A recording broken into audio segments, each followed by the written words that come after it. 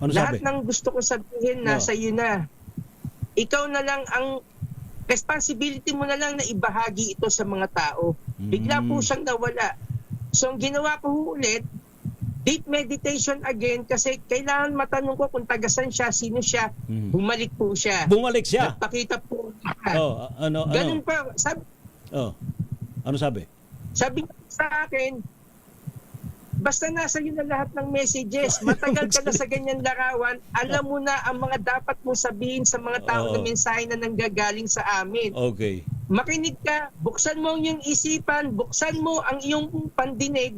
Lahat ng gusto namin sabihin, sabihin mo na. Okay. So ngayon, ano ngayon? Ano ngayon ang gusto mong sabihin? Kasi galing daw sa iyo eh.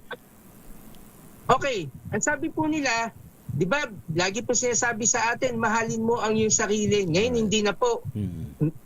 Sa tinagal na panahon, ngayon ko lang po narinig ito, bumalik ka sa iyong sarili. Yun po ang message na ibinigay po sa akin. Kasi po, para mahalin mo sarili mo, dapat bumalik ka muna sa sarili mo. Marami po kasi sa atin naliligaw. Nawawala sa sarili. Sa atin, na-control na po ng mga certain na information. Sa iyo kung lang banggitin, kung dyaryo man o ano.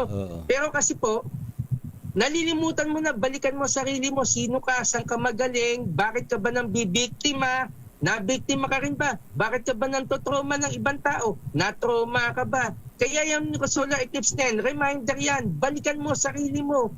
Alamin mo kung sino ka. Alamin mo kung ano dapat mong gawin. Alam mo kung ano papel mo dito sa mundo. Yun po. I think tama yung binabanggit. Bumalik sa sarili kasi ang dami ngayong nawawala sa sarili. Correct. Dahil nakatutok.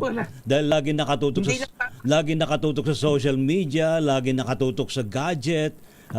Hindi na yung nagbabalik sa sarili, back to basic eh. Nawawala na sa ating kaisipan yung pangangalaga sa kalikasan. O di ba? Nawawala na sa atin yung paggalang sa kapwa.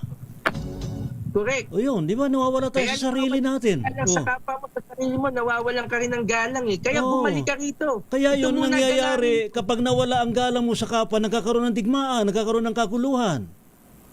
Yes, o di ba? Yan kaya po, tama yun. nila. Kaya yun, nawawala sa sariling tao ngayon, kaya nagkakagulo. Tama naman yung message na yun, Brother Arvin. Maraming salamat.